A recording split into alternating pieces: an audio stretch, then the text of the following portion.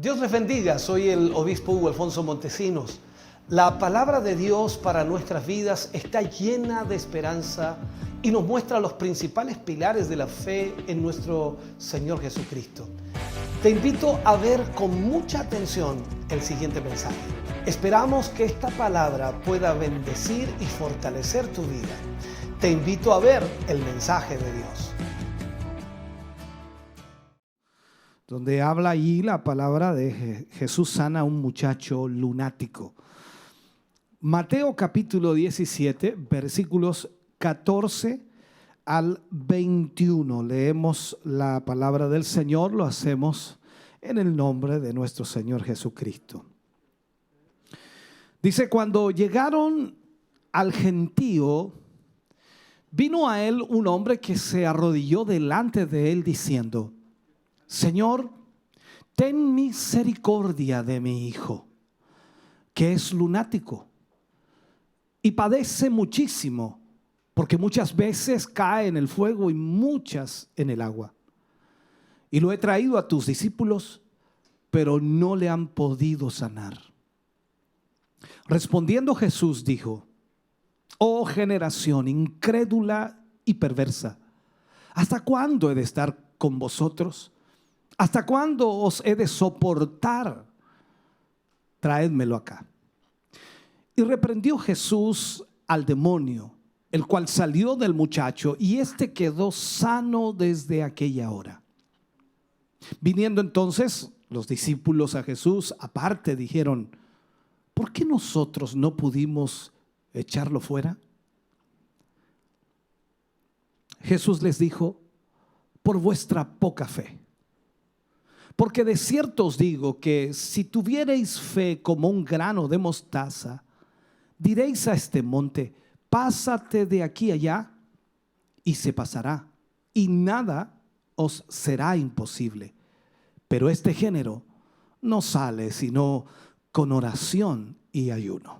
Oremos al Señor. Padre, en el nombre de Jesús vamos ante su presencia, dando gracias porque nos permite, Señor, poder estudiar de su palabra. Nos permite poder, Señor, a través de esta escritura, entender, conocer y comprender, Señor, los misterios suyos. No hay duda, Señor, de que nuestra mente tan finita olvida fácilmente, Señor, muchas cosas, y es por eso importante volver a repasar, volver a leer, volver a escudriñar y conocer, Señor, el propósito en cada escritura. En el nombre de Jesús le pedimos en esta hora que nos guíe, nos dirija, nos ayude, y que cada hermano y hermana, Señor, que está junto a nosotros hoy a través de cualquier medio que esté utilizando, permítale, oh Dios amado, recibir esta palabra y ser bendecido y ser bendecida. En el nombre de Jesús pedimos esa presencia suya, esa gracia suya, para que esta palabra nos edifique a todos, para su gloria. Amén y amén, Señor. Ese aplauso es de alabanza para el Señor. Aleluya. Gloria a Dios. Vamos a usar como tema en este capítulo 17, la lección 19. Jesús reprende a sus discípulos. Es como para identificarlo, por supuesto, de las otras lecciones. Jesús reprende a sus discípulos. Cuando comenzamos este capítulo 17, y lo digo así porque comienza totalmente diferente a lo que hemos leído. Hemos tomado un párrafo de este capítulo para iniciar nuestra lectura, pero debemos iniciar versículo a versículo. Y cuando tomamos el versículo 1 y versículo 2 de este capítulo 17, nos encontramos, por supuesto, con lo que la escritura dice, y Mateo nos enfoca en lo que está sucediendo. Dice: 6 días después, Jesús tomó a Pedro, a Jacobo y a Juan, su hermano, y los llevó aparte a un monte alto. Y se transfiguró delante de ellos, y resplandeció su rostro como el sol, y sus vestiduras se hicieron blancas como la luz.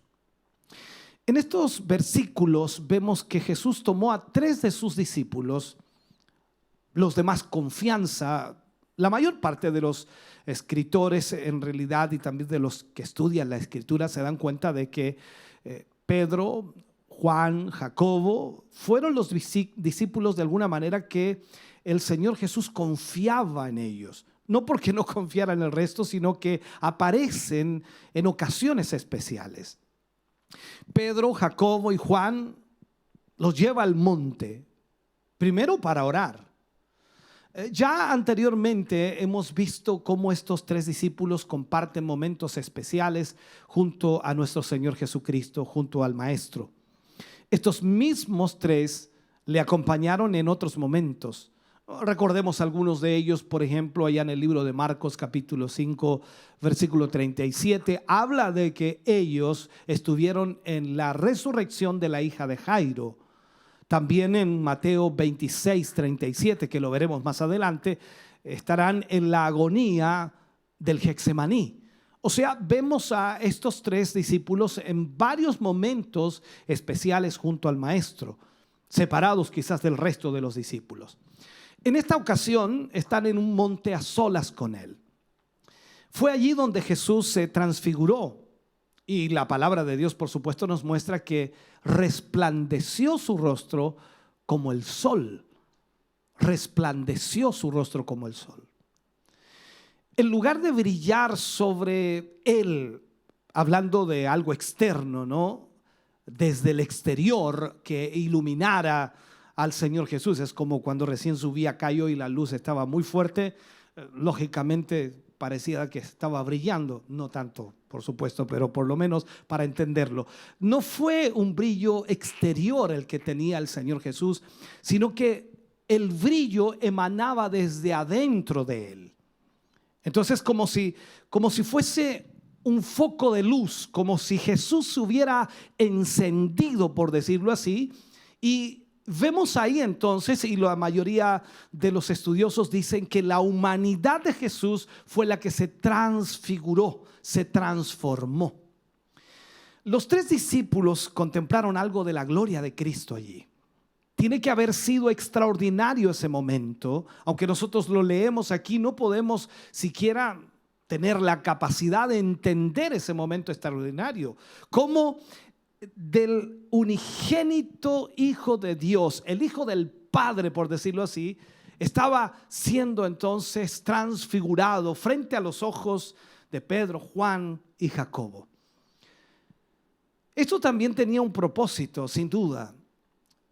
El propósito era que la fe de ellos pudiera ser sostenida, para que cuando tuvieran que presenciar la crucifixión de Jesús, entendieran que Jesús era el Mesías y que las palabras que Jesús decía que iba a resucitar se cumplirían también tal como todas las otras palabras que Jesús había dicho. Esto les ayudaría a tener una idea de la gloria preparada, por supuesto, para ellos. Ahora, cada uno de ellos entendía en cierta manera lo que el Señor Jesús había dicho, aunque no lo habían experimentado. Y aquí frente al Señor Jesús, viéndolo en la transfiguración, estaba de alguna forma validándose todas las palabras de Jesús como el Mesías, como el Redentor, como el Salvador.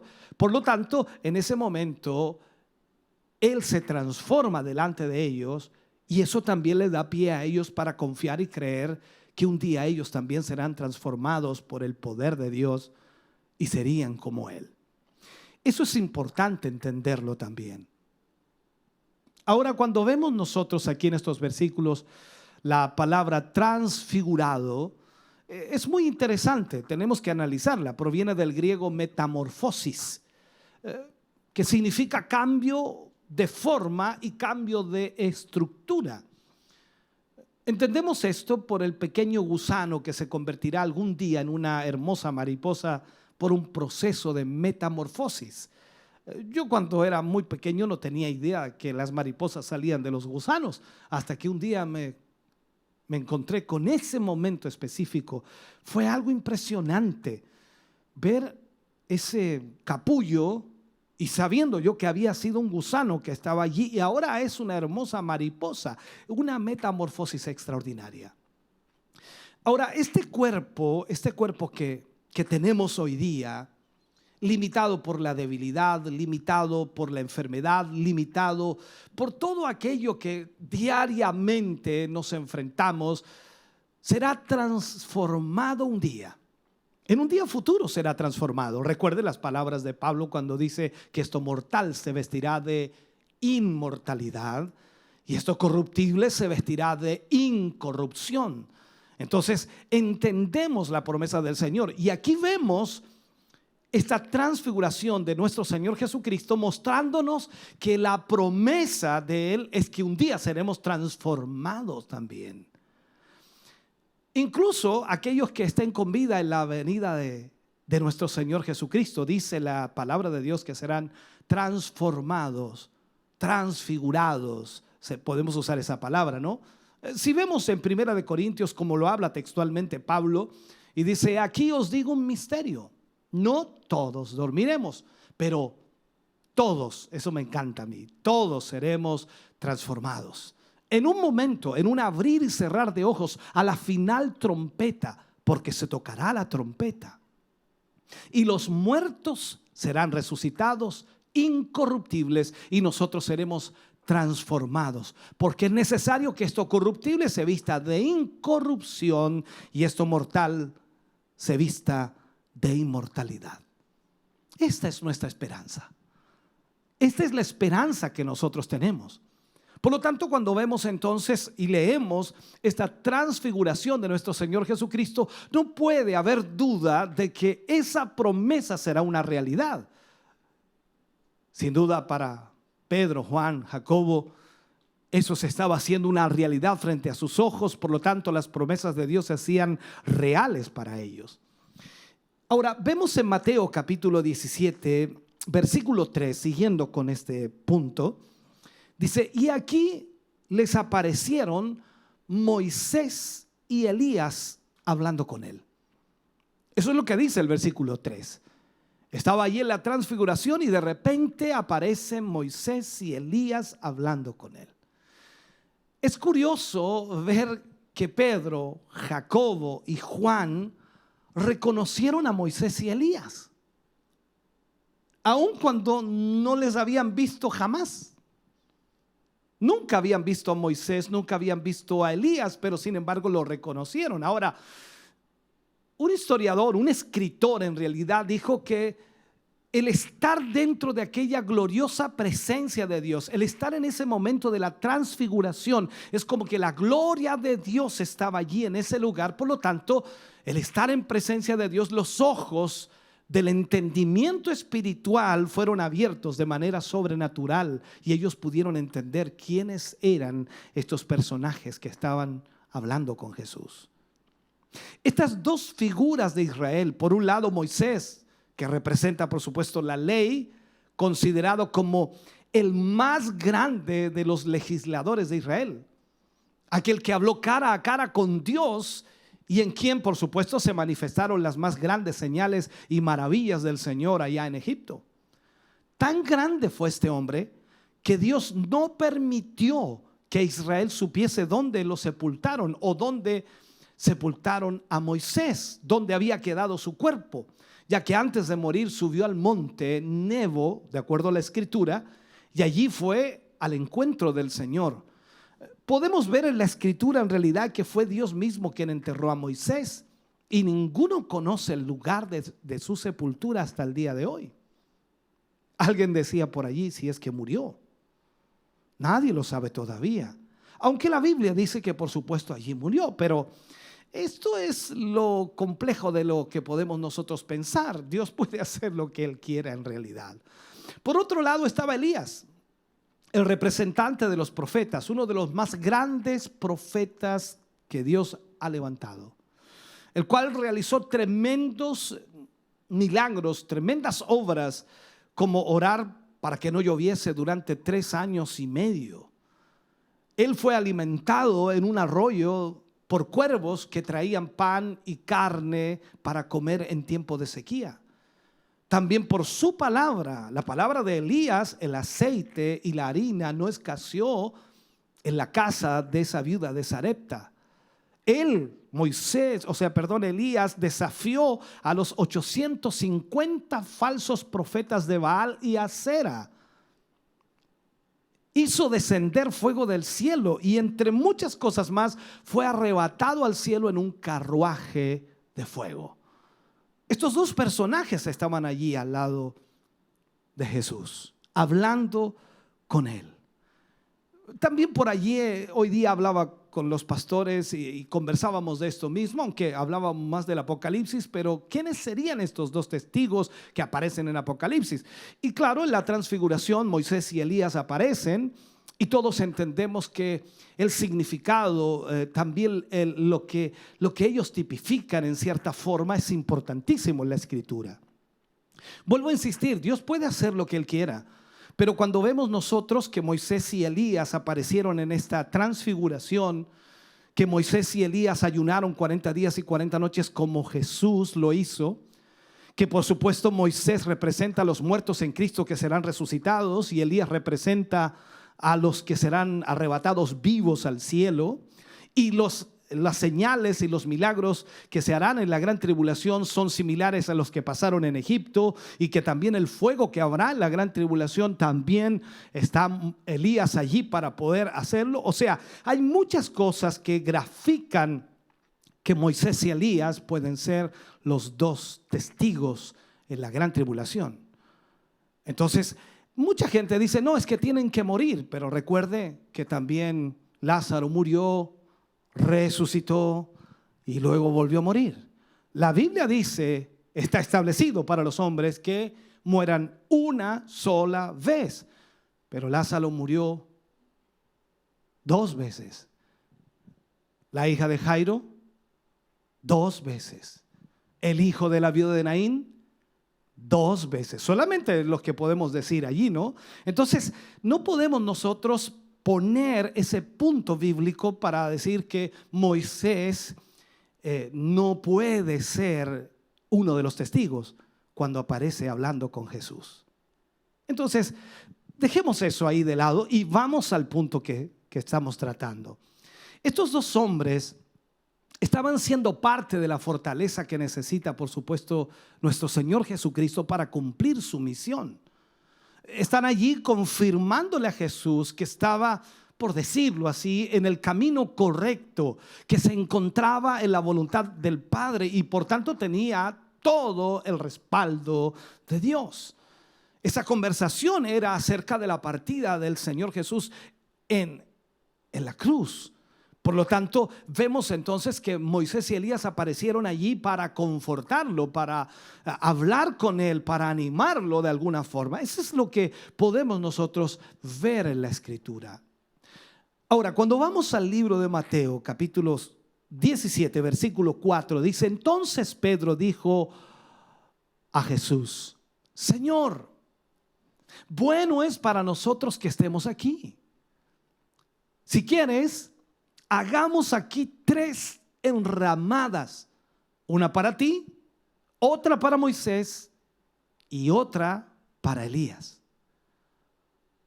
Aquí vemos algo interesante. Pedro nunca pudo resistir la oportunidad de decir algo.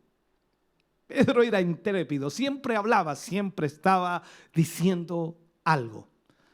Cualquier ocasión era buena para él. Generalmente se adelantaba a opinar y normalmente acababa diciendo algo equivocado. Y así continuaría ocurriendo hasta el día de Pentecostés, que todo cambió, por supuesto, cuando el Señor le llenó con el Espíritu Santo. Ahora, en este incidente, Pedro expresó algo erróneo y fuera de lugar, totalmente. Vemos ahí en la Escritura, Dios mismo le reprendió porque estaba intentando colocar a Moisés y a Elías en el mismo nivel que el Señor Jesús.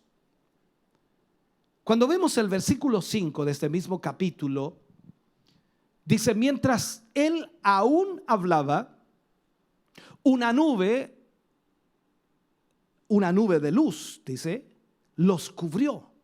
Y he aquí una voz desde la nube que decía: este es mi Hijo amado, en quien tengo complacencia, a él oíd. Si la presencia de Moisés y Elías sirvió como una aprobación de Jesús como el Mesías, la voz desde el cielo fue una aprobación categórica. O sea, aquí no había duda absoluta de que Dios estaba en esto. Fue la misma voz y las mismas palabras, casi con exactitud, pronunciadas durante el bautismo de Jesús. Usted recuerda eso, ¿no? El Padre lo aprobó en el comienzo de su ministerio público, y otra vez aquí, cuando faltaban pocos meses para su muerte, lo está aprobando de nuevo. El propósito principal entonces de la voz del cielo tenía que ver con los discípulos. Había reconocido, o habían ellos reconocido, que Jesús era el Mesías, el Hijo de Dios viviente, pero no como el siervo sufriente. Ellos no podían entender que Jesús tuviera que morir en la cruz. Recuerde que Pedro intentó prohibir que Jesús fuera a la cruz. Ni tal hagas, no vayas a Jerusalén, te van a matar. Recuerde eso. Tenía que aprender de una vez que Jesús estaba en el centro de la voluntad del Padre, y por eso entonces manda a los discípulos que le escuchen. A él tienen que oír. Luego vemos en los versículos 6 al 9 del mismo capítulo 17 de Mateo, y dice: al oír esto, los discípulos se postraron sobre sus rostros y tuvieron gran temor. Entonces Jesús se acercó y los tocó y dijo: levantaos y no temáis. Y alzando ellos los ojos, a nadie vieron sino a Jesús solo. Cuando descendieron del monte, Jesús les mandó diciendo: no digáis a nadie la visión hasta que el Hijo del Hombre resucite de los muertos. Aquel día Jesús había sido fortalecido para continuar su camino a Jerusalén, ya que la muerte en Jerusalén le esperaba. Pero esto era necesario para cumplir con los propósitos por los cuales había venido a esta tierra. Cuando dejaban aquel lugar, el monte, el Señor les pide que no dijesen a nadie lo que había pasado, o lo que habían visto, o lo que habían experimentado, sino hasta que resucitara Él de entre los muertos. La pregunta salta inmediatamente: ¿por qué debían esperar hasta la resurrección? ¿Por qué no contar aquel momento tan extraordinario que vivieron? Por lo menos hay tres razones muy lógicas que motivaban esta prohibición. Primero, los discípulos, entre ellos Judas, aún guardaban algunos prejuicios y tampoco estaban preparados para interpretar la visión. Tal anuncio despertaría hostilidad, una hostilidad innecesaria de parte de los líderes religiosos y de las autoridades romanas. El anuncio también crearía la expectativa popular de un libertador político militar, y eso no debía suceder. Entonces el pedido de Jesús fue cumplido por sus discípulos, ya que después de la resurrección, esta hermosa y gloriosa experiencia se contó tal como sucedió, y a tal punto que hoy podemos edificarnos leyéndola en los evangelios de Mateo, en los evangelios de Marco, el evangelio de Lucas. Y aún Juan y Pedro en sus escritos compartieron también este testimonio. Entonces vemos que después de la resurrección ellos contaron lo que habían vivido en esa transfiguración o en ese monte. Vamos ahora a los versículos 10 al 13, capítulo 17, versículo 10 al 13. Dice: entonces sus discípulos le preguntaron diciendo: ¿por qué pues dicen los escribas que es necesario que Elías venga primero? Respondiendo Jesús les dijo: a la verdad, Elías viene primero, restaurará todas las cosas. Mas os digo que Elías ya vino y no le conocieron, sino que hicieron con él todo lo que quisieron. Así también el Hijo del Hombre padecerá de ellos. Entonces los discípulos comprendieron que les hablaba de Juan el Bautista.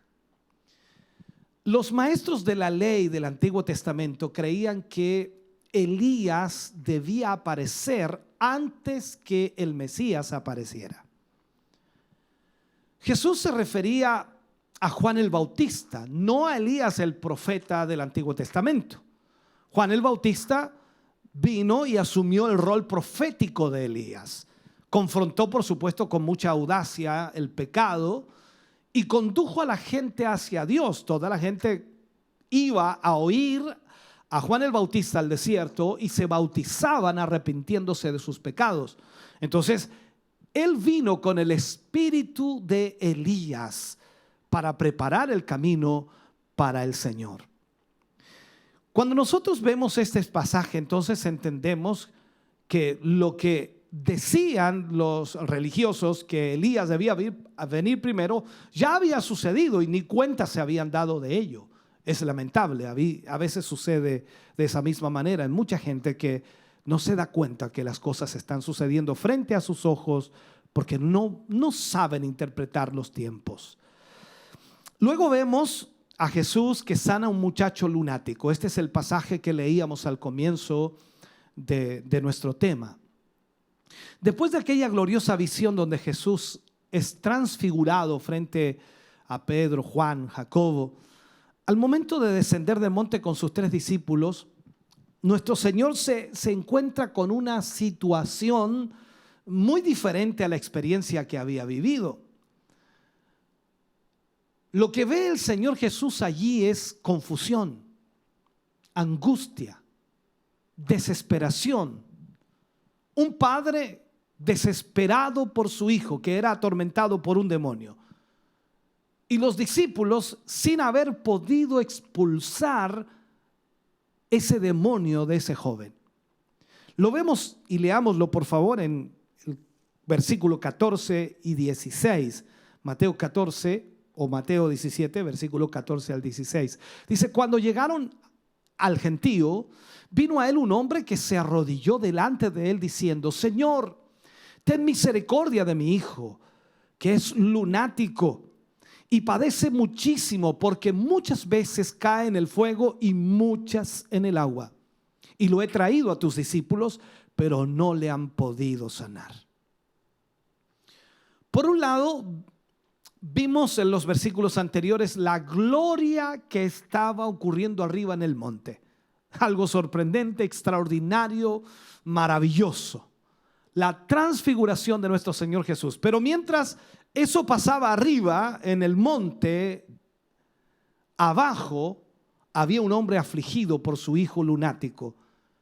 Había llegado para buscar ayuda. Así es el contraste entre el cielo y el mundo. Ese es el contraste que existe. Mientras que en el cielo reina la gloria excelsa de Dios, este mundo está confundido, turbado por el pecado. Y esa es la triste realidad. Si vemos la palabra de Dios y este pasaje, vemos aquí encontramos una palabra, lunático. Literalmente significa alguien afectado por la luna. Por eso se le llama lunático. Los antiguos griegos creían que la luna provocaba cambios de humor, cambios de ánimo, así como ciertas formas de locura que se presentaban en intervalos conectados, por supuesto, a las fases lunares.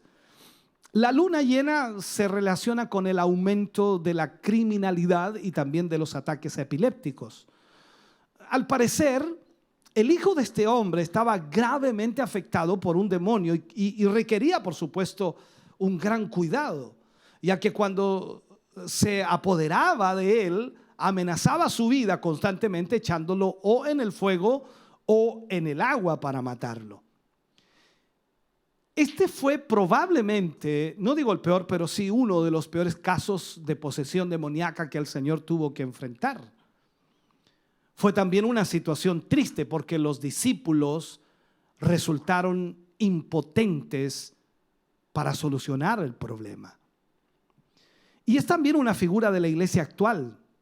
El mundo está enloquecido, los demonios atacan constantemente a las personas, los demonios ejercen un gran control sobre este mundo y resulta muy triste en la historia que este hombre tuviese que decir a Jesús: lo he traído a tus discípulos, pero no lo han podido sanar. De este versículo entonces podemos aprender mucho en cuanto a la verdadera fe, a la verdadera confianza en el poder de Dios.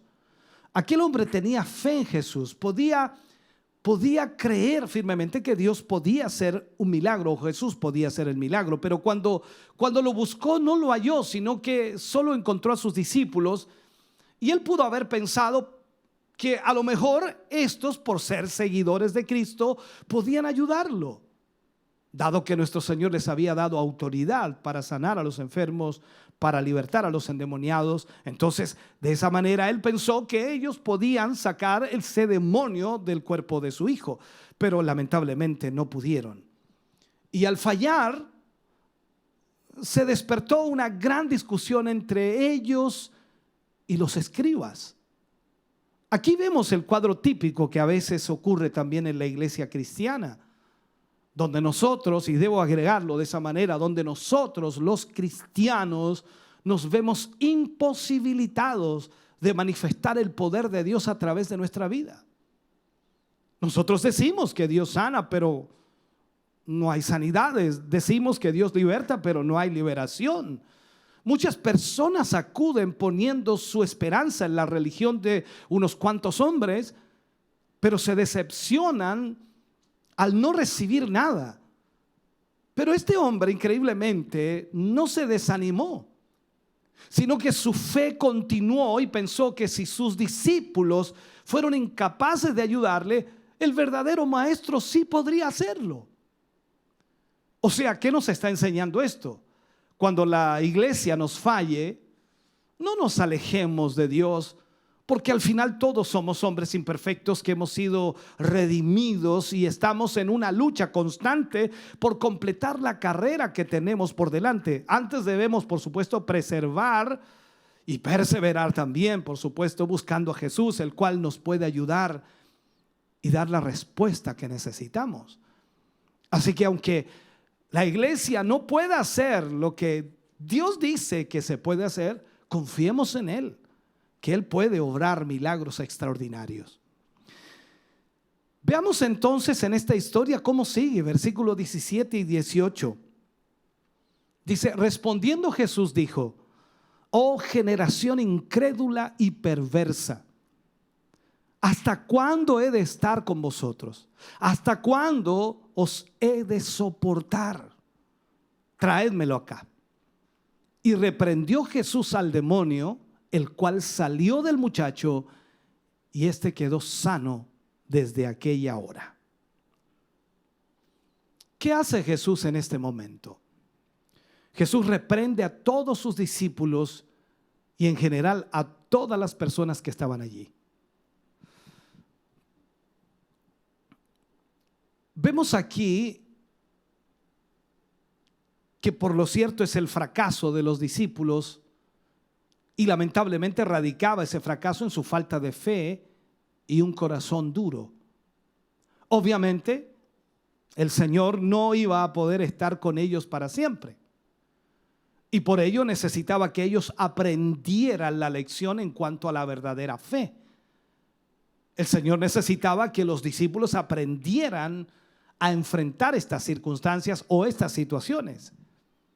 Estas severas palabras podrían ser, ¿cómo llamarlo?, su mensaje para la iglesia de nuestro tiempo, e incluso probablemente para usted y para mí a nivel personal, porque muchas veces la fe nos falta, flaqueamos en la fe, desconfiamos de las promesas de Dios y creemos que todo se va a derrumbar cuando en realidad Él dice que estará con nosotros siempre. Por eso nuestro Señor Jesucristo les dice aquí: traédmelo acá. Dice que Él reprendió el demonio y este salió del muchacho. Si escudriñamos en la palabra de Dios, podemos ver la reacción que el demonio presentó al estar frente a Jesús. Por supuesto, el libro de Mateo no lo relata, pero sí el libro de Marcos. Cuando vamos a Marcos capítulo 9, versículo 20 al 27, vemos la reacción. Marcos explica mucho más esto y dice: y se lo trajeron, y cuando el espíritu vio a Jesús, sacudió con violencia al muchacho, quien cayendo en tierra se revolcaba echando espumarajos. Jesús preguntó al padre: ¿cuánto tiempo hace que le sucede esto? Y él dijo: desde niño. Y muchas veces le echan el fuego y en el agua para matarle. Pero si puedes hacer algo, ten misericordia de nosotros y ayúdanos. Jesús le dijo: si puedes creer, el que cree o al que cree, todo le es posible. E inmediatamente el padre del muchacho clamó y dijo: creo, ayuda a mi incredulidad. Y cuando Jesús vio que la multitud se agolpaba, reprendió al espíritu inmundo, diciéndole: espíritu mudo y sordo, yo te mando, sal de él y no entres más en él. Entonces el espíritu, clamando y sacudiéndole con violencia, salió, y él quedó como muerto, de modo que muchos decían: está muerto. Pero Jesús, tomándole de la mano, le enderezó y se levantó. O sea, vemos aquí lo que Marco nos grafica de esta misma historia que Mateo nos cuenta. No es difícil entender la angustia del padre viendo el trágico efecto de la obra de Satanás en el muchacho, que en un sentido quizás muy real, había arrebatado al hijo de su padre y lo había arruinado en el disfrute de la relación, porque lamentablemente no había una relación de padre a hijo o hijo a padre, porque este demonio estaba destruyendo a su hijo. Por supuesto, el dolor del propio muchacho al enfrentarse cada vez más a esta situación, bajo la influencia de un poderoso demonio, era llevado una y otra vez a su propia autodestrucción. Tal como el padre lo decía, lo arroja algunas veces al fuego, otras veces al agua, queriendo matarlo. Lo bueno en esto, y puedo sacar algunas lecciones de esto, ¿no? Lo bueno en esto es que el padre no había perdido su esperanza. Y aunque le costaba por momentos creer que su hijo pudiera quedar libre, le pide ayuda a Jesús, incluso a creer que su fe no le faltará. Jesús le dijo: si puedes creer, al que cree, todo le es posible. E inmediatamente el padre, ¿qué es lo que dice? Clamó y dijo: creo, ayuda a mi incredulidad. Como cristianos nosotros debemos luchar por creer. Y sin duda al principio no sea muy fácil creer, porque la mente puede hacernos dudar, la mente nos lleva rápidamente a desconfiar muchas veces. Pero no podemos abandonar nuestra esperanza en Cristo, no podemos dejar de confiar en el Señor. Debemos creer que Dios puede hacer milagros, y debemos creer de todo corazón que al que cree todo le es posible. No importa cuán imposible sea, Dios puede hacer milagros. Sigamos viendo versículos 19 al 21. Aquí viene la pregunta de los discípulos. Viniendo entonces los discípulos a Jesús, aparte dijeron: ¿por qué nosotros no pudimos echarle fuera? Jesús les dijo: por vuestra poca fe, porque de cierto os digo que si tuvierais fe como un grano de mostaza, diréis a este monte: pásate de aquí allá, y se pasará, y nada os será imposible. Pero este género no sale sino con oración y ayuno. Es increíble. Yo recalco aquí las palabras del Señor Jesús: nada os será imposible.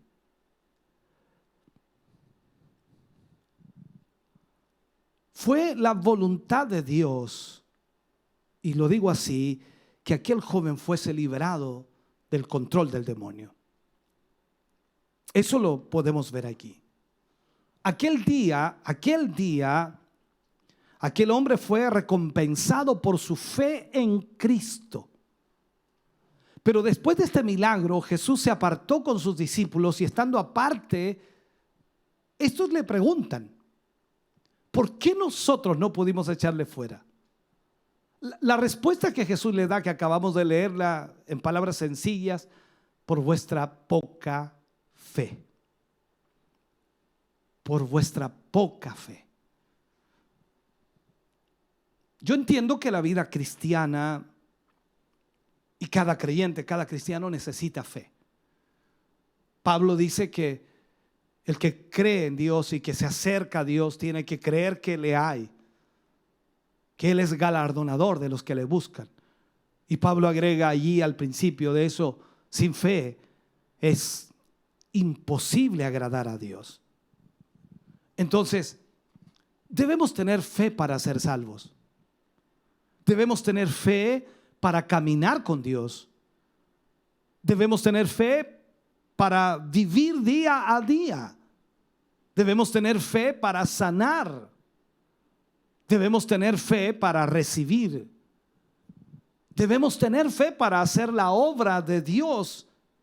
Debemos tener fe para servirle. Debemos tener fe para perseverar. Debemos tener fe en general. Toda nuestra vida, hermano querido, debe ser de fe. Algunos piensan que la fe es una sola y sencillamente ellos se quedan allí y dicen: no, yo soy salvo, tengo fe que soy salvo. Pero no tienen fe para caminar con Dios, no tienen fe para sanar a los enfermos, no tienen fe para perseverar, no tienen fe en sus vidas. Necesitamos la fe para todas las áreas de nuestra vida. Tenemos que poner nuestra esperanza en Cristo, creer que su presencia es más que suficiente para triunfar en esta vida, para lograr cosas, para tener éxito en la vida cristiana. La vida de Jesús nos ofrece un perfecto ejemplo de cómo debemos vivir delante de Dios. Recordemos que el Señor Jesús, Él pasaba en ayuno y oración, en una comunión constante con Dios, en una obediencia a esa palabra de Dios. Y cuando esto es así, entonces podemos estar seguros de que nuestra fe crecerá y nos ayudará a vivir en este mundo de completa confusión. No importa lo que ocurra a nuestro alrededor, nuestra fe en Cristo nos sostendrá y nos llevará más allá de lo que nosotros imaginamos. Por eso aprendemos aquí lecciones extraordinarias en estos pasajes. Déjeme terminar este mensaje con el último punto que aparece acá en el capítulo 17, versículo 24 al 27, donde habla del pago de los impuestos del templo. Capítulo 17, versículo 24 al 27. Dice: cuando llegaron a Capernaum, vinieron a Pedro los que cobraban las 2 dracmas y le dijeron: ¿vuestro maestro no paga las 2 dracmas? Él dijo: sí. Y al entrar él en casa, Jesús le habló primero diciendo: ¿qué te parece, Simón? Los reyes de la tierra, ¿de quiénes cobran los tributos o los impuestos? ¿De sus hijos o de los extraños? Pedro le respondió: de los extraños. Jesús le dijo: luego los hijos están exentos.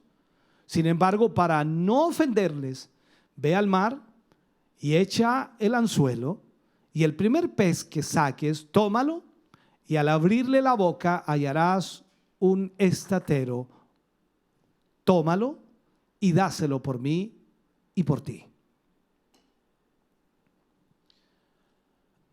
Esto sucede después de un tiempo de retiro. Nuestro Señor Jesús regresa a Capernaum y es allí donde los cobradores de tributos del templo se le acercaron a Pedro para que pagaran las 2 dracmas. Los colaboradores del templo no se atrevieron a ir directamente donde Jesús, sino que se lo mandaron a decir a través de uno de sus discípulos. ¿No paga vuestro maestro las dracmas? Entonces nos preguntamos nosotros, ¿qué eran exactamente las dracmas? Realmente las 2 dracmas no eran un impuesto, sino un tributo que se daba al templo judío. En primer lugar, en tiempos de Jesús existían los impuestos que eran cobrados por los romanos a los pueblos que conquistaban e iban directamente al tesoro de Roma. Y parte de eso estaban los tributos que pagaban con el fin de contribuir al templo y a los sacerdotes que allí trabajaban. Este tributo había sido establecido en los tiempos de Moisés. Se ordenaba que todo adulto de 20 años pagara su tributo, el cual era de medio ciclo, el cual por supuesto equivalía a 2 dracmas en los tiempos de Jesús. Una dracma era la moneda griega universal que equivalía al pago por una jornada de trabajo. La otra moneda que aparece en el Nuevo Testamento es el denario, el cual valía lo mismo que una dracma y era la moneda del Imperio Romano. Este tributo era la característica o el, ¿cómo llamarle así? Era el carácter obligatorio o era de carácter obligatorio, y los colaboradores solían poner sus mesas de cobro en cada una de las aldeas con el fin, por supuesto, de cobrarlo. Y como Jesús había estado lejos de Capernaum, no había podido pagarlo, y fue allí cuando aquellos hombres le preguntaron a Pedro al respecto. Siempre que una nación conquistaba a otra, esta, al ser sometida, se le imponía el pago de los impuestos. Y solo los ciudadanos de la nación conquistadora y los reyes y príncipes exentos de pagarlos. Esa es la realidad. Bueno, usted está pensando inmediatamente, se le fue la mente rápidamente, dijo, aquí en Chile los ciudadanos de aquí pagamos los impuestos y los que vienen de afuera no pagan ni uno. Dejemos eso ahí. Jesús era verdadero hijo de Dios y como tal, por supuesto, ¿por qué estar pagando tributos? Sin embargo, en lugar de negarse, nos sorprende sometiéndose a las autoridades del templo, ya que también, por supuesto, había venido a esta tierra para obedecer la ley de Dios, y este tributo era ordenado en el libro de Éxodo. Por lo tanto, él estaba cumpliendo con someterse a las normas. No olvidemos que algunos líderes religiosos buscaban también ocasión de acusarle en algún punto de la ley con el fin de desacreditarlo. Y es obvio, por supuesto, que nuestro Señor Jesús no le iba a permitir eso, no iba a ocasionar eso, sino que se cuidaba en todo momento de aquello. Como vemos entonces en este capítulo 17 nos deja varias instrucciones. Lo primero que vimos fue la transfiguración de nuestro Señor Jesucristo, la sanidad de este muchacho que era lunático y por supuesto también el pago de los impuestos del templo.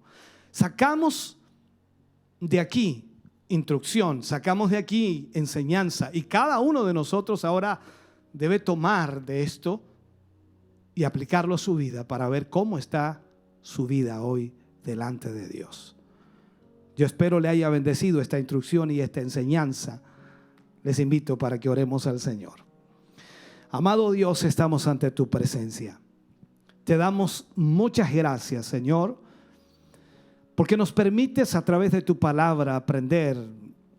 Nos permites a través de tu palabra madurar, nos permites a través de tu palabra ver el cumplimiento de tus promesas, el cumplimiento, Señor, de todas las profecías y también, oh Dios amado, el cumplimiento en nuestra vida de tus propósitos. Señor, te damos gracias en esta noche. Gracias por tus hijos que han oído atentamente esta palabra y por aquellos que han estado a través de los medios de comunicación. Sea tu bendición y tu presencia sobre ellos hoy, Señor, en una forma especial, Glorifícate en ellos, bendíceles, derrama tu bendición y tu presencia sobre cada uno de tus hijos.